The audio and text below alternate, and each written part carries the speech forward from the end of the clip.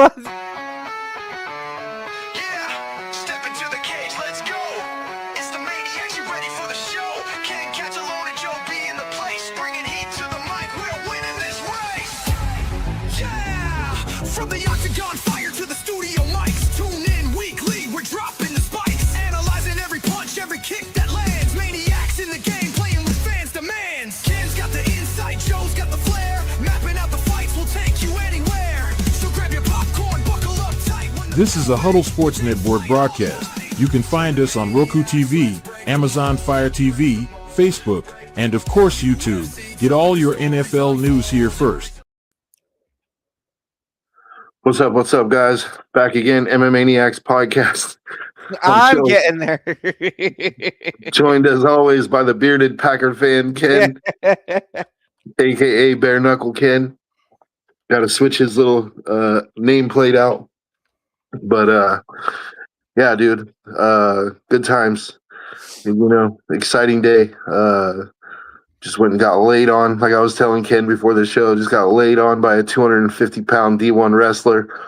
And he's like, oh, that sounds fun. Like, when you get used to it, it's all right. Like he just has to ease it in, not jam it in. Have you seen that Ralphie May where he's talking about just ease it in. No, don't go full jackhammer, dude. Like, But well, nice to know that your butthole fucking relaxed enough and you didn't have any tearing. No, only my pride. So yeah, dude, it was fun though. We worked half guard. Again, we're still in half guard, and like Professor actually demonstrated a couple techniques on me, and man, like it's cool because like Professor only generally demonstrates on higher belts, right? Like even if it's like, let's say, a white belt class, he'll go with only the highest stripes, so today we had a blue, and we had two blues and a purple, but he even got me in there and demonstrated on me a couple times, and I'm 4-stripe white belt. So it felt good because it's like you're one of the upperclassmen, I mean, that part of it feels good. The rest of it doesn't feel good. Because, dude, like, I would rather have that 250-pound wrestler on me than Professor, dude. Let me just tell you, like, that man is 160, 170 pounds, but he feels like a Volkswagen is laying on me, dude. Like, it's just, bro, I mean, he's been doing it 40 years, dude. Like, there's just, his top pressure is so heavy and so uncomfortable, dude. Like, and so it's sort of a badge of honor, like, so he'll put you in he'll put a technique on you, and then he'll be like, go, move. And you're like, but I can't move. Or I can't move. But you got to try. You got to try to fight, because he's like, he wants to show the rest of the class when your opponent is going to try to do this or this is how you can, Mm-hmm. So there's one guy, one of our new blue belts, he like started fighting. He started fighting hard, dude, and like Professor made an example out of him, and not in a malicious way, but like it was kind of like he was not really going with the flow. So Professor's like, oh, okay, well, let me show you, So then let me take that down a notch or two for you. So yeah, it wasn't he wasn't being aggressive. It was just he was being smart. Oh, He was using his blue belt skill to try to counter what Professor was doing. And he's a good blue belt. Like he's a very he's pretty good, man. So he like Professor was like, oh, okay, like I actually got to do a little work here. Okay. And so then like he made him pay, dude. And then at the end, like once he let him up and we're going to do our technique, I turned to him. I'm like, hey, bro, thank you for your service. And he started laughing because it's like better you than me, dude. Like, you know what I mean? Like, because I'm the type, bro. Like if Professor is on me and he's like trying to show something, I'll fight a little bit. But once I know I can't move, I'm just like, yeah, I just give up. I'm just gonna let him do what he needs to do. I'm not going to sit here and make it worse, dude, because I know whatever I do, he's going to make it worse. Like, he's going to make it so uncomfortable. It's a game of chess, dude. He's not going to, the technique is over when it's checkmate. So I'm just like, as soon as he captures my queen, I'm like, fuck it, dude. I just lay the king down, like set the board up again, dude. Like, So yeah, it was funny. Good times, man. I love training. But yeah, so we have some kind of interesting news. Like before we get into the card from last week. Mhm. So you remember we were talking about how Mauricio Hoofy had temporarily left the Fighting Nerds gym to go train with Volkanovski for this fight with Fiziev, right? So Kaio, who's kind of the head of the Fighting Nerds, said, "Yeah, it's no problem. Like, he's still one of us." But the coach for the Fighting Nerds said, "Yeah, no, I'm not cornering Hoofy for this fight." Like, he kind of said like he made his choice. Like he went over there. Like, So there's definitely some animosity in the camp. And then John Silva, who's coming off, a win from the card before, a big win over Arnold Allen, he actually just like came out on Twitter and said like basically there is no more Hoofy and John. Like there is no more like friendship basically. Like I don't know what happened, but apparently, I mean, so I want to get into this a little bit because there's some interesting dynamics here. Yeah, because as far as I knew, these motherfuckers were thick as thieves. Thick as thieves, right? And not just that, but they're a really good team, right? It's like if you think about it, so you have there's like 5 of them, right? 4 or 5 of them, but you have at 145 you have Jean Silva who just beat Arnold Allen, so he's going to be up. Matter of fact, can you pull up the rankings real quick while I'm breaking this down? Yep. The featherweight rankings. So Jean Silva should be up in the top 6 or 5, maybe 5, but at least the higher top 10. So you have John Silva at 145, you have Hoofy at 155, you have Pratis at 170, and then you have Kaio at 185, right? So it's like if these guys all hit on their potential, which I believe that they could, you could realistically have one team control 4 belts. And not just 4 belts, but 4 consecutive belts. Like basically from featherweight all the way up to middleweight, it's the Fighting Nerds, dude. You know what I mean? So for them to be on Hoofy like this, it doesn't make sense to me because Hoofy is actually, in my opinion, one of the better guys on the team, and he's closer. I mean, after this, you saw the fight, right, with Fiziev? What the recent one here? Yeah, just this last weekend. Yeah. Remember he hit him with that right hand and I thought he was actually losing that fight until then. yeah, I mean, I'm not gonna argue with you, like, but he found the shot that he needed, right? Yep. Mm-hmm. And the thing is, nobody finishes Fiziev. Like Fiziev has only been finished, I think, once, dude. He got 1 punch KO'd by some Dagestani or Russian dude, but a Russian not a Russian Fedor, a Russian like Shavkat or you know what I'm saying? Like a Dagestani kind of a Muslim Russian, and with a Russian Muslim name, right? Mm-hmm. He got 1 punch KO'd. But other than that, Fiziev never gets finished, dude. So the fact that he got finished is crazy to me, number one. And it should, Hoofy was at 14, Fiziev was at 9, so it should push Hoofy up, considering not just that he won, but that he won by finish against the guy who never gets finished. I'm thinking it should put him up in that 8-7 range, which is, his next fight, he should fight up the rankings. So he might get a top 5 guy, like number 5, So Hoofy is is potentially 2 fights away from a title shot. If he can fight up the rankings against like the number 5 guy and win there, then he'll get a shot against another higher top 5 guy, like the number 1 or 2 or 3 contender. And if he wins that, he's the next in line, right? So it doesn't make any sense to me for the Fighting Nerds to throw this guy off the team when he's the closest out of all your people to a title shot right now. Well, maybe not the closest because Pratis is pretty close, right? Like, can you pull up the welterweight rankings as well? So we'll go through that right now. Jean Silva, what's he ranked right now? Silva, he's ranked 6th. Yeah, that's what I thought. After the Arnold Allen fight, he moved up into that high top 10, almost top 5. Hoofy is 9. Really? So they basically gave him Faziev's spot. I thought they could have done a little bit better. I thought they could have put him at 8 or 7, to be honest with you. I felt like it would be deserved.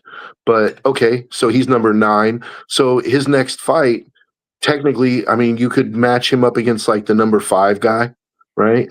And I would look to do that. Which would be Benoit Saint Denis. That would be a fucking banger, dude. I'm going Hoofy on that one.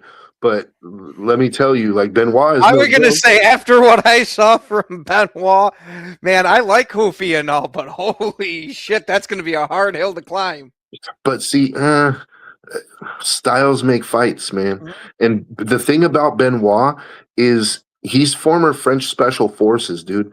Like, so his fighting style is all attack, like it's all attack.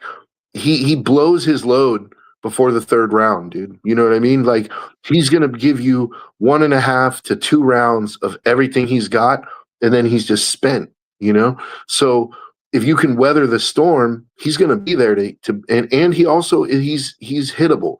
Like, he doesn't have the best defense in the world. He's a good striker. He has decent grappling. It's not anything to write home about.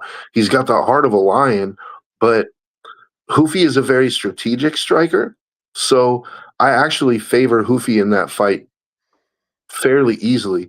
I don't think he gets finished by Saint Denis, and I think Saint Denis' only real chance is a finish.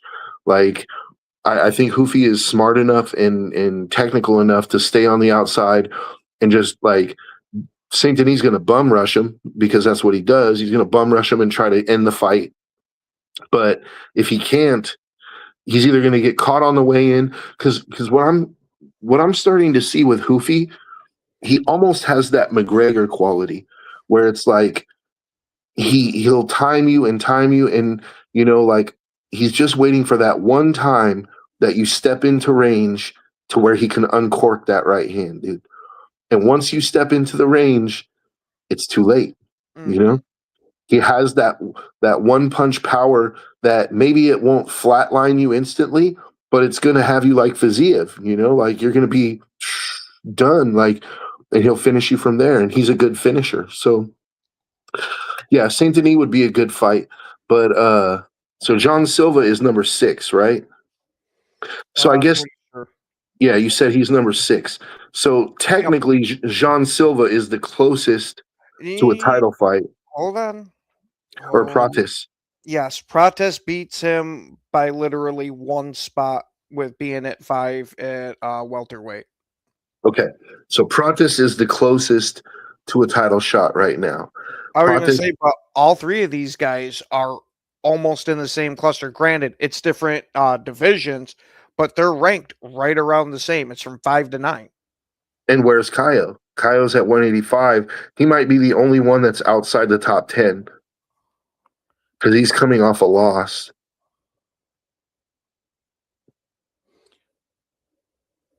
So he might be the only one that's.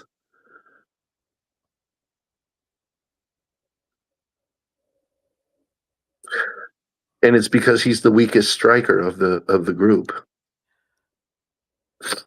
And he's light heavyweight, right? No, he's middleweight. Thought you said 185. Yeah, 185 is middleweight. 205 is light heavyweight. Oh, okay.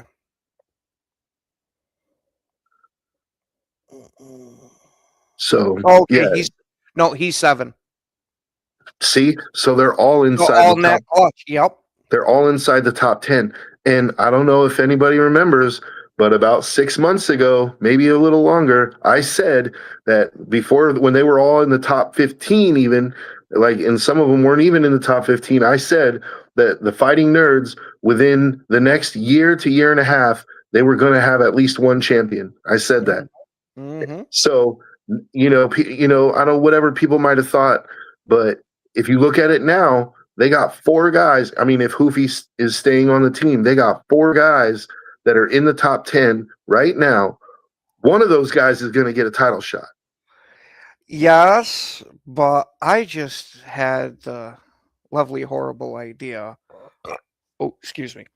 If we're not getting, the grudge match between Ilya and Patty, are we starting to see a grudge match develop between Silva and Hoofy with what came out in the comments? Granted, this is super early and we're massively speculating here, but what makes a damn good rivalry besides friends that fucking fell out? I don't disagree with you in the sense that I think there's legitimate, at least as far as Jean Silva is concerned, there's legitimate beef, right? But to me, Mhm. and I don't know how the Fighting Nerds handle this kind of stuff, but let me just tell you, in my gym, I say my gym, like the gym I train at, not my gym, obviously, but in my academy, if there's a problem between 2 guys, we settle it on the mats, and then we shake hands and we go our way. Like, it's so I think that this kind of, it's either going to get solved in house and we'll never hear about it, but they'll just all of a sudden be cool again, and they may never be friends like they were again, but at least Mm-hmm. the pecking order is going to get established, And I gotta be honest with you, Hoofy outweighs Jean Silva. Like, it, I mean, if they actually had, like, if they put the gloves on, like the training gloves, because they're not going to let them just straight up fight, right? But they might put them in the cage together with the gloves and say, "Hey, dude, like, you guys are going to go until you're done. Like, let's go ahead and like, where nobody's recording, nobody's, we're all here. The team is going to watch, but nobody's going to say shit. Like, nothing's getting out." And if anything does leak, whoever leaks it is kicked the fuck out of the gym. Like, and we're all going to kick their ass, right? Like, I could see it getting settled like that. Especially because, that's kind of how native Brazilians tend to handle things, According to my professor, that's how they handled things in the Carlson Gracie gym too. Like, there were guys that had beef all the time because the way that Carlson did things, Carlson was, a great man. And so I don't want this to sound like something bad that Carlson was doing, but Carlson would pit his guys against each other. He would incite rivalries amongst his guys because rivalry brings out the best competition, right? Like, so he would have, everybody understands that we're teammates, but only one guy gets to compete for the blue belts at this week's tournament. So everybody's going to try to kill the other guys because they want to be the one that Carlson picks to be, So my professor told me, like, there was some knockdown dragouts, dude. Like people were trying to kill each other. The way he told it to me was, if you were a blue belt, you didn't have blue belt friends at that academy. Like, you might be friends with the purple belts and the brown belts, but you weren't friends with the blue belts because they were your rivals, So, but everything got handled in house, and they didn't talk about it like afterwards. They didn't go and like, oh, these two had beef, but this guy kicked this guy's ass. It was like everybody had honor about it, and it was like, it's settled and that's it. Unless you want some more, like, then you can, You feel free to, Let's go for round 2. yeah, we can be here as long as you want until you get it out of your system. So I kind of feel like that's how they'll settle it at the Fighting Nerds. But there's the chance that since the coach is already kind of siding with Silva, that Hoofy just says fuck it and he just goes and trains with Volkanovski, because he won his fight. He trained with Volkanovski for this card and he won his fight.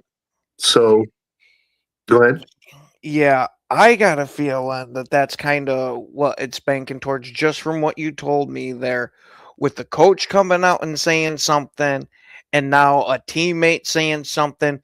To me, at least as of right now, it seems like it's almost like they're kind of breeding that environment. Granted, that might not be the exact phrase to use for it, but there's obviously something going on and it's festering over there because it's now spread from the coach over to Silva. Are we going to start to see kind of the turn against Hoofy with the Fighting Nerds? Well, okay. So let's break this down a little more, because to me, this is an interesting thing, right? Mm-hmm. Like, you can learn a lot about psychology of the sport here. Let's break it down. Like, why, in your opinion, why do you think the Fighting Nerds are so mad?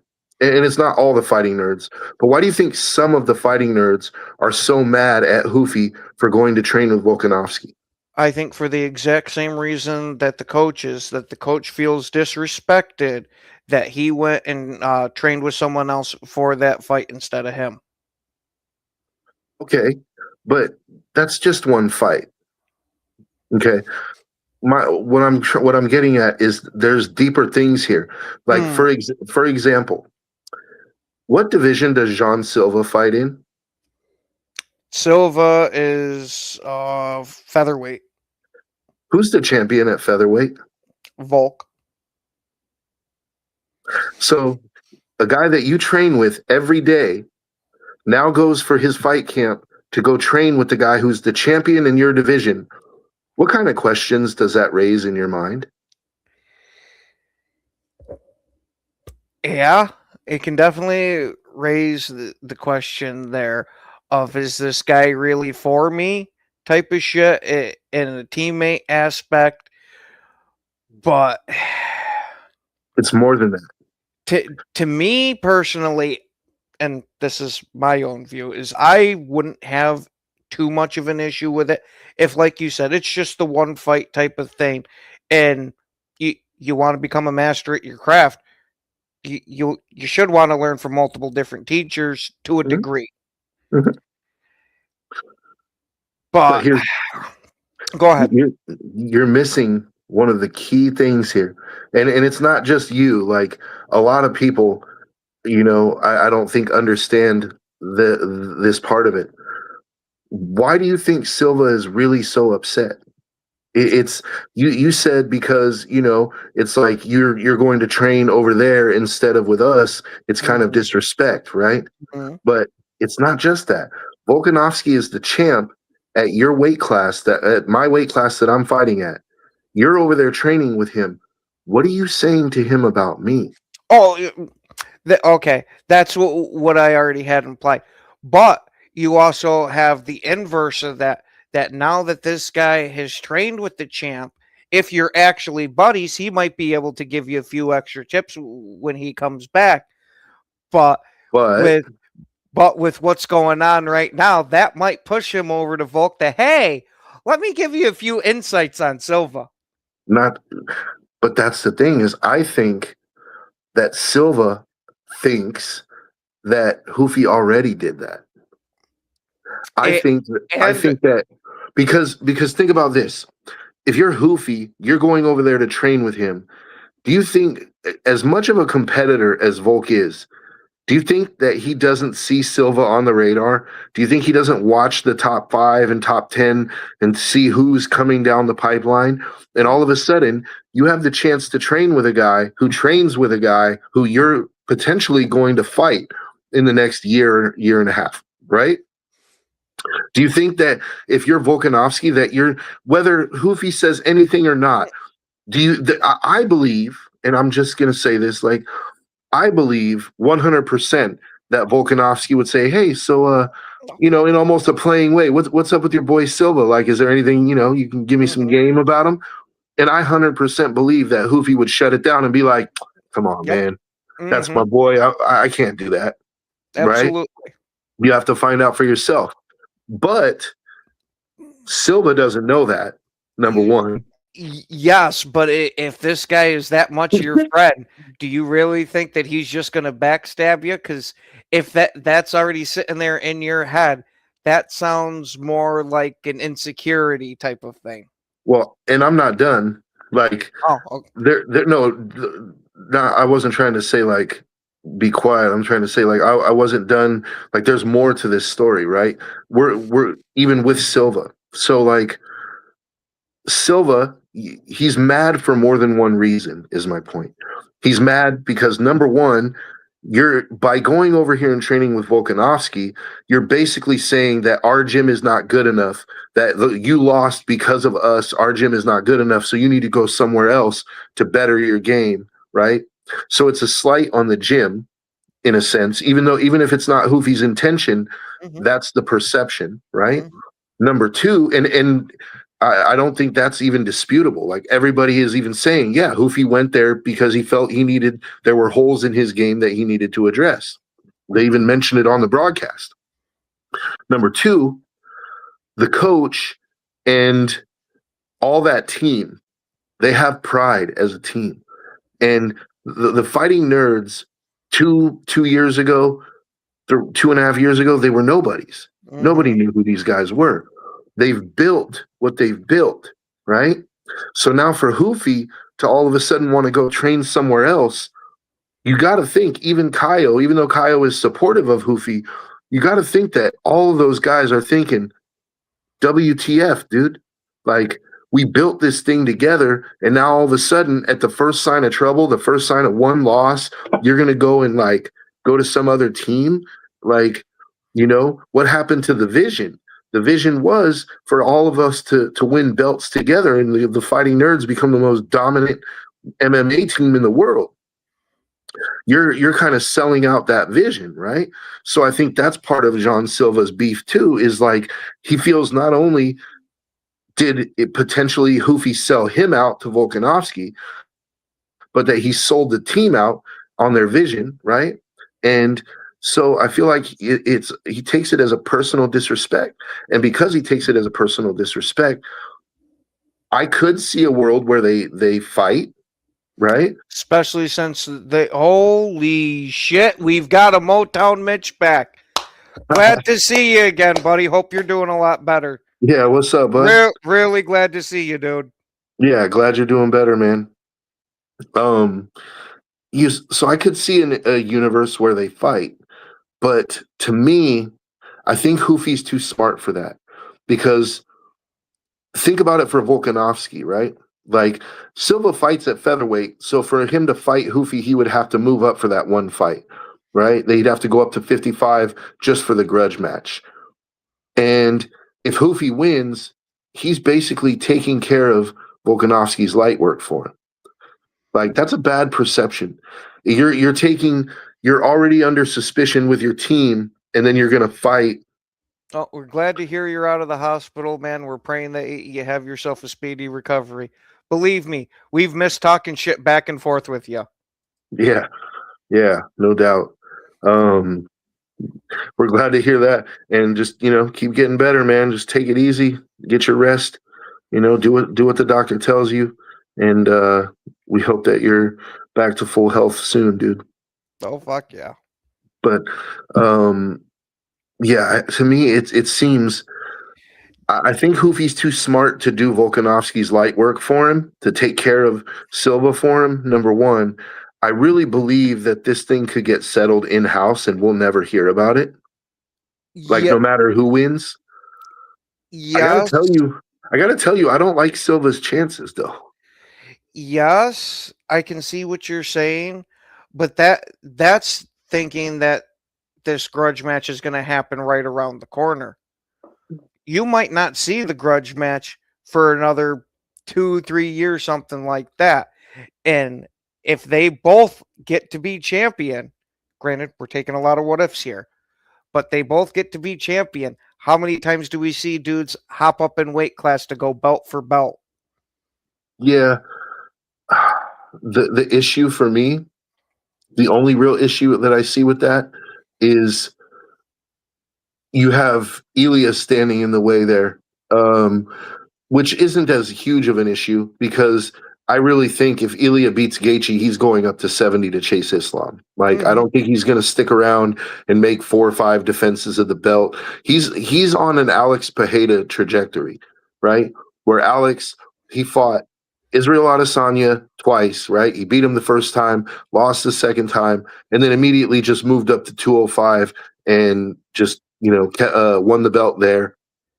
And then he's been killing it at 205, but now like he has like a few defenses, like two or three defenses at 205. He lost the belt, got it back. I think he's going to be moving up to heavyweight here soon, like to try to capture that third belt, and then he'll be out because he's already 37 years old. I think he could continue to fight, especially at heavyweight. Guys fight into their 40s all the time. Mm-hmm. I don't know if he's big enough to fight heavyweight long term, but I don't think that's his plan anyway. He's made a lot of money, and if he goes up and captures that third belt at heavyweight, I think he defends it maybe once if there's a legit enough challenger, and then he's out. He's going to retire, go make movies or commercials or whatever. Just sit on the beach or go back to the tire shop and just pound tires. No, I mean it. Like, he's that kind of guy. Like, he'll go back to the tire shop and just work a regular job, even though he doesn't have to, just because, it's like he's got money, he's got what he needs, and he's not really a flashy guy that, you don't see him driving Ferraris and Rolls Royces and shit. It's like he's a really down-to-earth dude, right? I think Ilya is much more flashy, but I think Ilya is on that trajectory, right? He did what he had to do at featherweight. He beats Volkanovski. He knocks out Max. Then he goes up to 55. He knocks out Max, right? And then he'll knock out Gaethje. And then he wants Islam because Islam is the most prized scalp in the company at this point. If you can just hang Islam's scalp on your wall, like you've cemented not just Hall of Fame status, but legendary status, especially if you can capture a third belt while doing it, right? Because I don't think there's ever been a 3-division champion. Not that I know of offhand. I think maybe Randy Couture might have done it. But I don't know if even he did it, because I know he won at 205 and at heavyweight, but I'm not sure if he won at 185. Nope. They're still waiting for the triple champ. Yeah, see, there's never been a triple champ. So Ilya is on that trajectory. He's on that trajectory, I believe. So it's possible, right? But realistically, you have all 4 fighting nerds, right? 4 of them are in line. They're in the top 5, top 10 for title shots, right? How many of those realistically do you think are going to win the belt, though? That's the thing. Like, I don't think all 4 of them are going to come away with belts. Hey, what's up, Brent? Like, let's break that part of it down real quick. So, like, at 45, do you see Jean Silva beating Volkanovski? It's Caio, or however you pronounce his name, is the one that had the super meteoric rise in Brazilian Jiu-Jitsu, right? Yeah. Okay, then no. Because I wasn't sure if it was Silva or Caio that had the insane Jiu-Jitsu. Yeah, no, it's Caio, but Caio's at 85. Yeah. That's what I was deciding. Yeah. So, I see. So you're saying if Caio was the one at 45, you might lean towards him. Yes. Even then, Volkanovski is a superior striker, and Brian Ortega had Volkanovski in a full-on locked-up guillotine and still couldn't finish him. Like, Volkanovski was like this close to passing out and somehow got out of that thing, dude. Like, Volkanovski is hard to beat, bro. He has that never say die attitude. He's never out of the fight unless you literally knock him out, which is the only way to do it with him. So, and it's been done. Islam did it, Ilya did it. So, to me, Silva's only chance is that. But if he couldn't even finish Arnold Allen, who is very tough, but Arnold Allen is nowhere near the fast and twitchy striker that Volkanovski is, and then you have the wrestling on top of it. Volkanovski is good everywhere, dude. Like, Volkanovski doesn't have crazy power. Like, he's a volume striker for sure, but he's just so fast. Like, you saw what he did to Diego Lopez again, right? This last weekend. And you saw what Diego Lopez did to John Silva. So I know that we're doing a little bit of MMA math here. Yeah. Mm-hmm. But hey, sometimes, yes, even though the styles make the fights and all that shit, sometimes you get that fucking inkling that, dude, dog walk to dog walk, there's a good chance that there's going to be a loss. Now, maybe it might not be another dog walk for Silva and Volk, but I kind of see a dog walk. That's why I gave the face I did. But not a dog walk in the sense of like, let's see. I'm trying to not a dog walk like Amanda versus Pena 2, right? Not that kind of a dog walk, like a 50-43. Just a 50-45 easy decision where it's never in any question, and Volkanovski just sticks and moves for 5 rounds and wins a comfortable decision, right? To me, that's what I see happening. But Volkanovski is getting older, man. And he's at that point, at those lower weights, 35 seems to be where people kind of fall off the cliff. How old is Volkanovski now? He's got to be 36, 30, maybe even close to 37. Like, I think he maybe 34. He's at that point. He's 37. 37, dude. So he's already living on borrowed time, dude. Like, and the thing is, with those really small, those younger or those smaller weights, their decline is generally not gradual. Yeah, it's all of a sudden just one fight, they're just washed, right? Mm-hmm. So to me, that's Silva's biggest chance is, does he just show up on the one night that Volkanovski falls off the cliff? I wonder if, because we see this so much with the lighter weight classes, is how much is that cutting that weight to get to their taken off of their career? Probably more than heavyweights. Because that's kind of my point of it, is that you generally got to cut less. Because I don't remember, in UFC, is it like boxing to where the heavyweight is just a minimum, there's no cap? No, the cap is 265. Okay. So they have to make 265. Okay. But they can be anywhere between 207 and 265 pounds. So these guys are cutting down from 300, like 285, depending on if you're a big fat guy or if you're a big bulk, like an Aspinall type. Aspinall's probably not cutting a whole lot of weight, He probably walks around at like 275 and he's just a beast, right? Like, so he probably cuts 10 pounds. Like, the heavyweight's easy for him. But a guy like Derek Lewis, he's cutting 30 pounds of fight camp. I guarantee it. You think that man doesn't like to eat in between fights? So that's my thing, is like, it just depends on if Volkanovski decides to fall off a cliff on that day. And the thing is, the longer that it goes, the more it favors him falling off a cliff. Because Silva right now is what, number 6, we just said? Yep. So that means he's got another fight at least. He's got to fight a guy in the top 5. which is like, let's say they'll give him 4 or 5, right? Then if they want to stretch it out a little more, they could give him another fight, like 2 or 3, right? So they could stretch 2 fights out, but in that time, that's 2 more defenses for Volkanovski. I personally don't think they make him fight twice. I think at number 6, they'll give him a guy, let's say like number 3, and if he beats the number 3 guy, they'll probably give him the shot. So that's still 1 more defense for Volkanovski, 1 more opportunity for Volkanovski to fall off the cliff. Now, I do think Volkanovski is athletic enough that even if he falls off the cliff against inferior competition, he might still be able to win a close fight, right?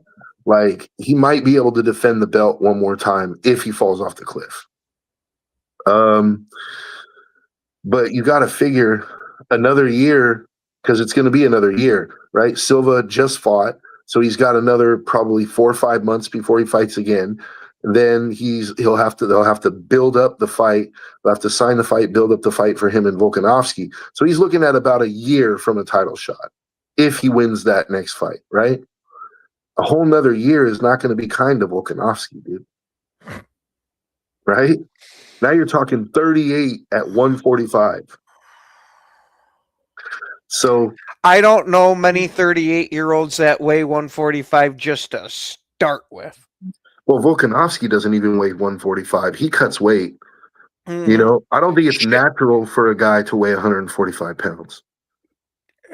Shit. My brother, who, granted, obviously he's not a fighter or anything like that, has been about 130 most of his life.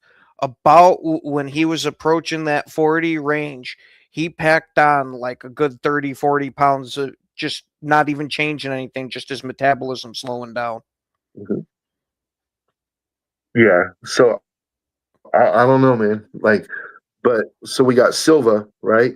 His best chance really is if Volkanovski falls off a cliff in the next year, right? And just so happens to be when it's his turn to fight him, because there's a chance that Volk could fall off in his next fight, right? So he's got to hope that Volkanovski is good enough in the next fight, but then he falls off the cliff. Seems like a lot of hope, but at the same time, he's 37. I don't know when his birthday is, but time is not on his side, right? Hold on. September. So 8 months. That's less than a year. He'll be 38. He'll be 38 and almost a half by the time they fight. If they fight. It's not looking good, right? Mm-hmm. So Silva, we'll say, has a decent chance, right? Maybe a little more than a decent chance. Somewhere in the 40 to 60% range that he can win the belt in the next year. Now let's go up to 55. Hoofy. Oh, you don't think it's that high? I don't think it's up to 60. Even with Volk possibly taking a step back. I said 40 to 60, but I can agree with 40, and then you could get me to agree to 50, but 60, I can't put him as the favorite personally, at least right now. Well, you got to keep in mind, I'm not talking about putting him as the favorite in the fight. I'm saying the favorite in the circumstances, right? Like that there's a 60% chance. You're not just betting that John Silva is going to beat Alexander Volkanovski 60%. You're betting that within the next year, when Volk is 38 and a half, he's going to fall off the cliff. I think there's a 60%. Okay. I think there's up to a 60% chance that happens. Okay, that one I'll give you. Okay, now that I understand what you meant. Yeah, I think Volk is. It's a 60% chance to me that Volk he falls off the cliff in the next year, right? He's a tremendous athlete, but Father Time comes for us all, and he's undefeated. Now you go up to 55, right? Hoofy's number 9. So he's got a little path, right? But that actually benefits him because as good of a striker as he is, Ilya's a different animal, dude. A motherfucker.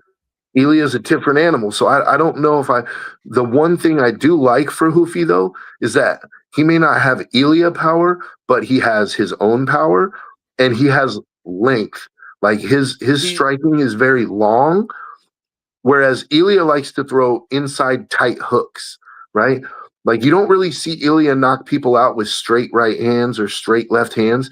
He knocks people out with hooks, compact, right on the chin hooks. Yeah, because he's a phone booth type of fighter. He knows Exactly. with him being shorter, him going out there and reaching like that, you just left all this shit in here just to get hammered with.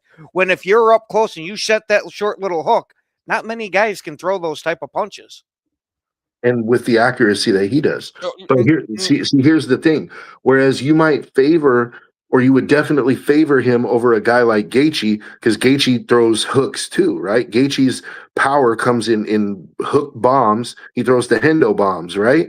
Like, and you could argue that, like, so you would definitely favor Ilya over Gaethje because they're like, you don't hook with a hooker, and they're both hookers, right? Mm-hmm. But Ilya's the stronger hooker, the better hooker, right? One's worth a grand, the other one's worth $50. I knew exactly what I was doing there. I figured you did. Ilya is the better hooker for sure.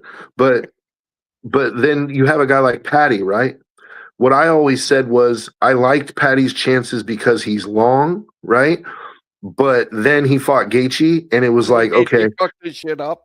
if you can't even handle Gaethje with those hooks, unless you severely improve your boxing defense, like you're gonna get Ilya's mauled. gonna eat you. Ilya's gonna eat you, dude. Right? We might have a 45-second fight. However, Hoofy's a different animal because Hoofy has the length of Patty, but also the power of like a Gaethje.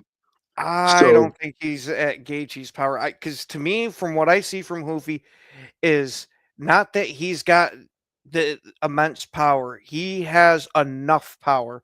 He's got that combination power in my mind. Granted, yes, I know you'll see him snipe and all that, but that's to set up the finish, like you were talking about earlier. To where from what I've seen, at least personally, to me, he's got the strength, but it's not that pop. And yes, we're not comparing it to Ilya because that's a fucking planet away. Go back and watch Hoofy's last 5 fights. Okay. And then we'll come back to that one next week because I think you might be surprised. Hoofy can pop, dude. And his punch, like he doesn't, I agree with you that he's nowhere near Ilya's pop, right? But Hoofy, this is why I said at the beginning of the show, Hoofy almost has that McGregor thing going for him, right? That timing. And that timing beats power, precision beats speed, right? Like, and so when you have a guy who's long, like Hoofy is, compared to Ilya's got very short arms. Hoofy has the length, he has the reach, and Hoofy does knock people out with straight right hands, right? Which his hand, like, how is Ilya going to compensate for that, right? So I actually think, but with saying that, here's what I want to say. Also, the caveat is that I don't think Ilya is even going to be in the division by the time Hoofy gets a title shot. So I think you're looking at they're going to have a fight for the vacant title because I think after Ilya starches Gaethje, he's going up. I think it just makes sense, right? I think you have Ilya versus Gaethje on the White House card because that'll be a banger of a fight for the 95 seconds it lasts. Dude, I am so all for that. Yeah, that's going to be a great fight for the time it lasts, dude. Like because Gaethje is not a quitter, and Gaethje's not easy to knock out, but he can be knocked out. So he's going to take some bombs, and he's going to give some bombs. Oh, absolutely. Gaethje isn't known as the most violent man in a violent sport for no fucking reason. Right, and that's what I'm saying. Like, but Gaethje also, he's starting to look a little bit washed, right? So, but he's still, the power is the last thing to go, and I do think. I think if anybody is expecting for Gaethje to not land a single punch in that fight, they're going to be wrong. Like Mhm. Gaethje is going to land a punch on Ilya, and Gaethje has power too. So the one thing is, like we saw Max. Max was doing. I thought Max was doing a really good job of boxing with Ilya up until the point he got caught. Like in my opinion, Max was winning the fight until he got caught. Like he was outstriking him. He wasn't damaging Ilya, but he was severely He outboxing he him. he was beating them by scoring points. Yeah, he was beating him by scoring points. He was beating him with technical striking, right? Yeah, yes, but to be fair, we have also mentioned too that Max is one of the best pure boxers in MMA. Oh yeah, I'm not saying he's not, but my point was that Ilya, as great as his boxing is and as crazy as his power is, he's been outstruck before, right?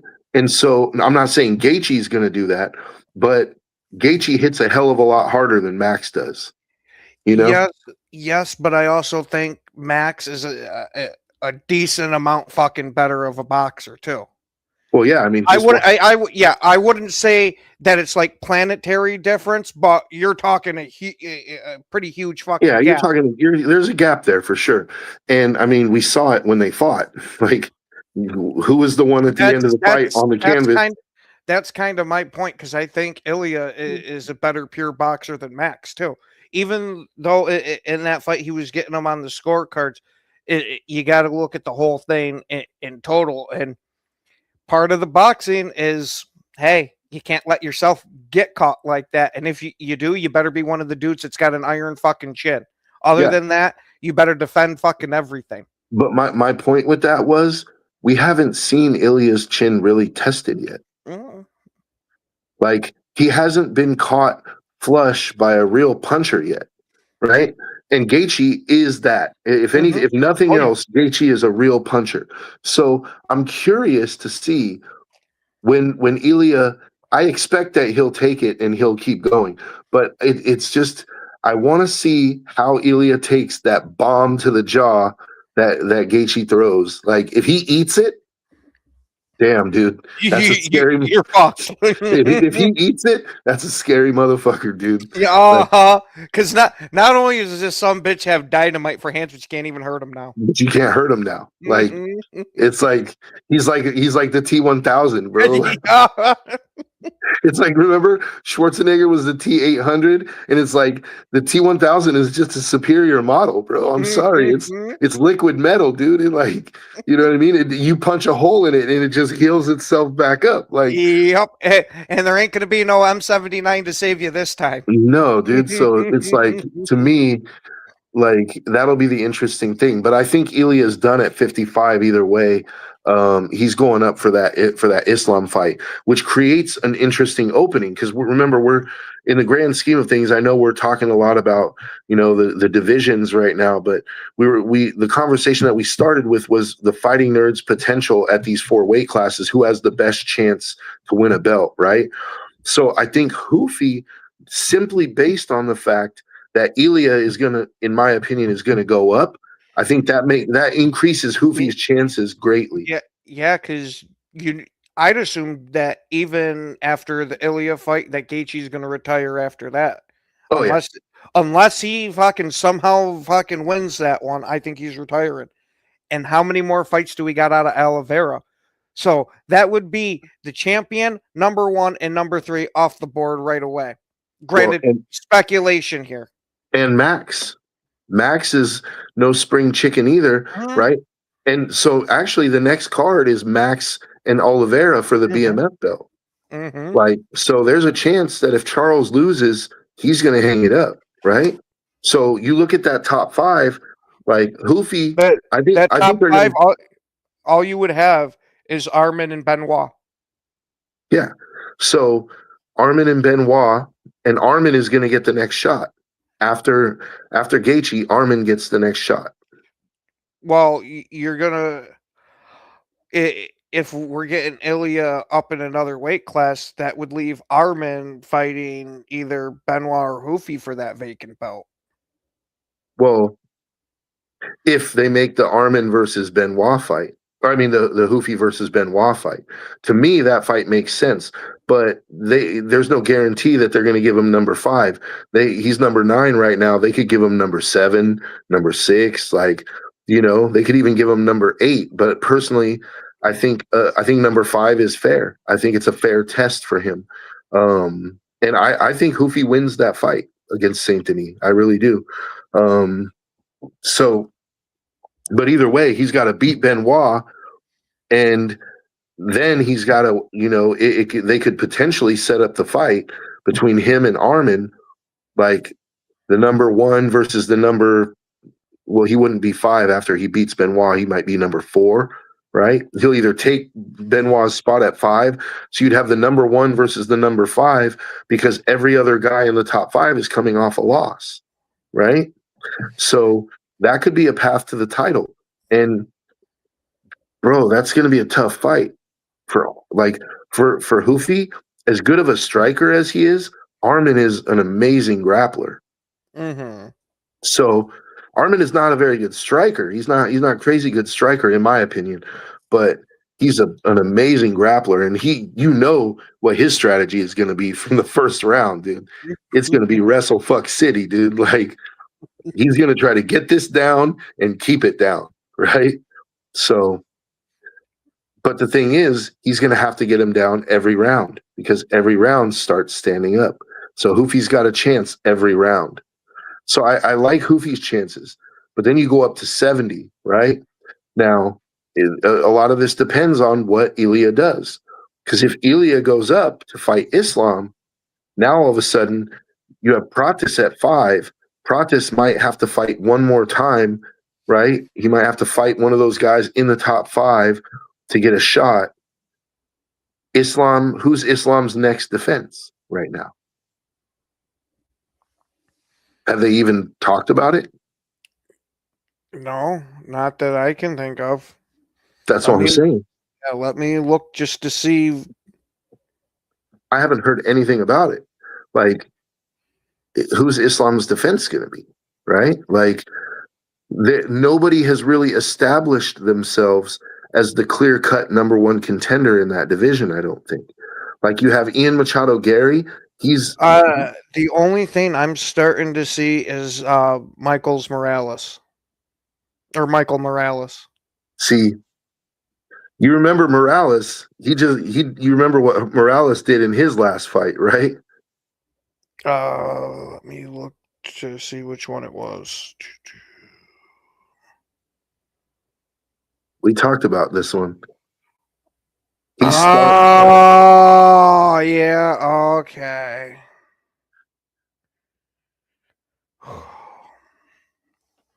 Go ahead and say it. Just for the fans who might not remember, Michael Morales just whooped who? Brady. He just whooped Sean Brady, dude. And didn't just beat him.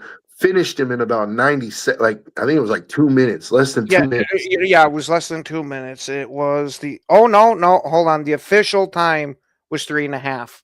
Okay. I thought it was 1.5. It felt faster than that. So 3.5 minutes of the first round, he finished Sean Brady, dude. Like, so Morales is no walk in the park for Islam, right? But so Pratis, let's look at that top 5. We only have like a minute and a half left. Look at that top 5 and see, because Pratis is 5. Who could he potentially fight next to try to get that title shot? You'd have either Belal Muhammad, but he's at 4, so I don't know how much that's going to move the needle. Then you got Ian Machado Gary and Jack Della Maddalena. I could see him and Jack. That would be a very interesting fight. Jack is a good boxer, although I personally, Pratis has the crazy power that I would lean Pratis in that fight. And then, like, it's Pratis versus Islam, dude, or Pratis versus Ilya. Like, either way, that's a big mountain to climb, bro. Like, so as much as I think Pratis might be the best on the team, either him or Hoofy might be the best on the Fighting Nerds, he's got the toughest mountain to climb. We're out of time, though. So, hey, thanks for joining us, guys. Next week we'll get into the card that just passed. I wanted to talk about it, but there's some interesting stuff going on with the fighting nerds right now, and the storylines, in the divisions. A lot of interesting stuff. So we just decided to get into that today. But we want to thank you guys for your comments. Remember to like, subscribe, share with your friends, and tell a friend about the show. Thank you guys, and we'll see you next week.